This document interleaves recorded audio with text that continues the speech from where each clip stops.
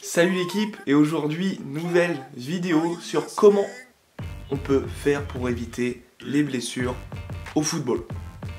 Alors, je vais dans cette vidéo t'énumérer différentes techniques, différentes façons pour éviter au maximum les blessures.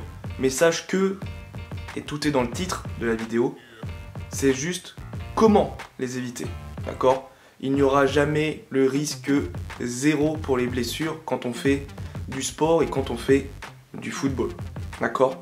Donc, si tu pratiques ces méthodes, ces techniques, que tu les mets en place, tu auras ce risque beaucoup plus faible, d'accord ? Mais le risque zéro n'existe pas, absolument pas. Sinon, les joueurs de football professionnels, vu comment ils sont entourés, vu les staffs qu'ils ont, et tout simplement les staffs de qualité qu'ils ont, le matos qu'ils ont, ils n'auraient jamais de blessure.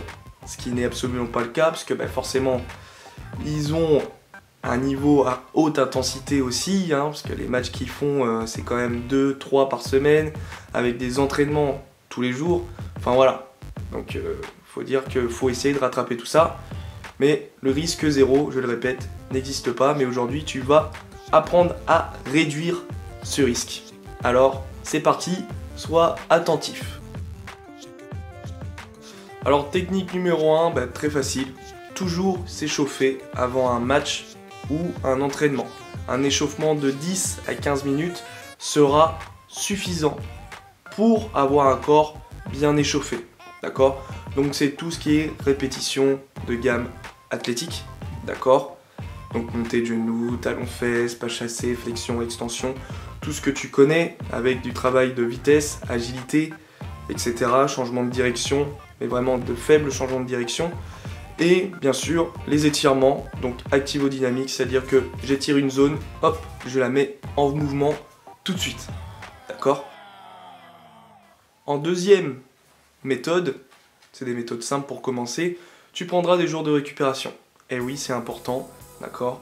Il faut, au bout d'un moment, reposer son corps pendant 24-48 heures, donc tu prendras un jour ou 2 jours, selon ton degré de fatigue, d'accord ? Parce que c'est vraiment sur ça que ça se joue. Si tu commences à ressentir une petite douleur, il va pas falloir forcer, parce que là, tu augmentes tout simplement ton risque de te blesser, d'accord ? Donc, jour de récupération ultra important. Alors peut-être que pour toi ça va te paraître fou, d'accord, mais en troisième méthode, à l'entraînement, tu resteras calme entre chaque exercice, d'accord ? Parce que j'ai connu pas mal de joueurs qui se sont blessés entre 2 exercices en voulant frapper tout simplement fort, parce qu'il y avait un ballon qui traînait dans le but, et là, bim, blessure musculaire.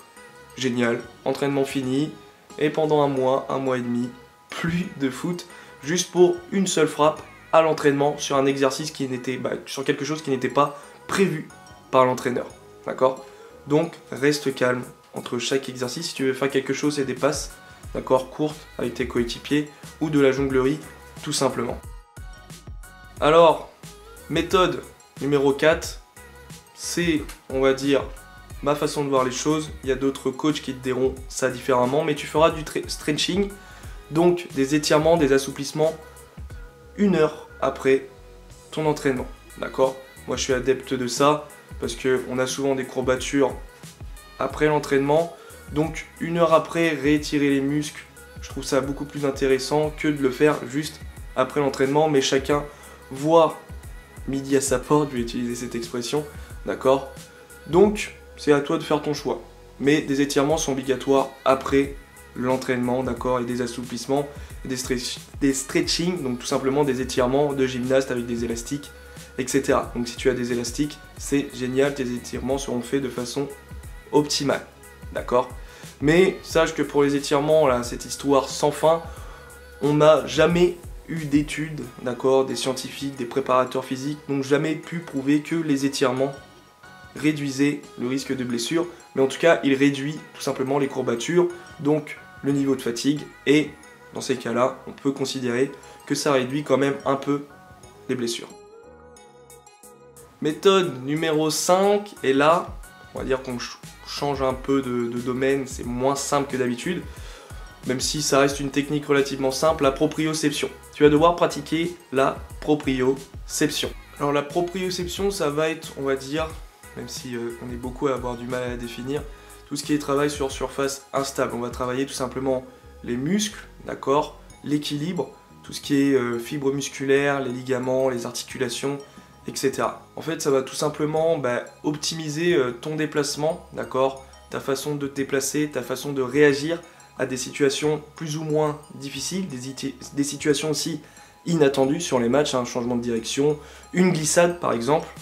Donc ça va vraiment te permettre à anticiper et réagir, voilà, à des situations différentes.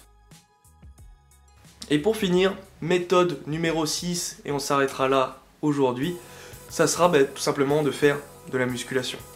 Plus tu auras un corps solide, moins tu auras de blessures.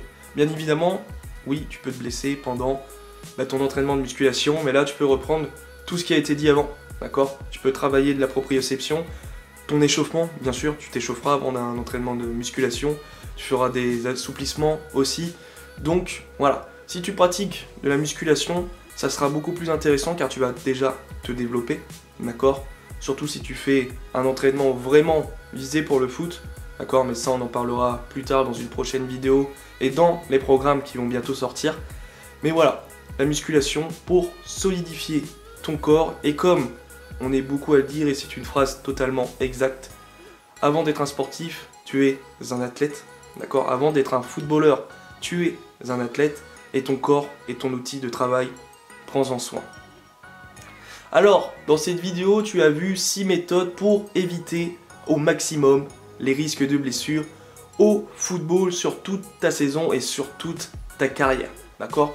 Tu as vu en 1 qu'il faut toujours bien s'échauffer, en 2 prendre des journées de récupération, 1 ou 2.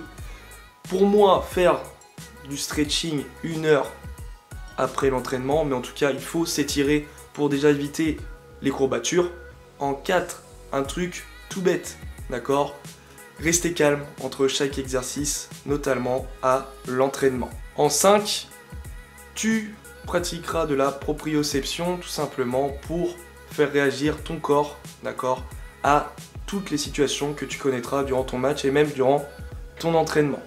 Et en méthode numéro 6, tu feras de la musculation pour solidifier ton corps.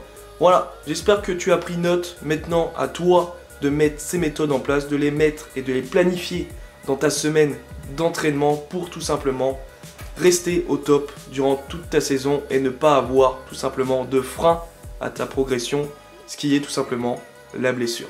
Allez, on n'oublie pas l'équipe, mes réseaux sociaux, Facebook, Instagram, et il y a un tout nouveau site internet qui fait peau neuve qui s'appelle moncoachfoot.com, beaucoup plus facile à trouver que le dernier site. Alors allez voir ça, il y aura plein de conseils, plein d'histoires intéressantes pour vous dans votre progression. Ciao l'équipe!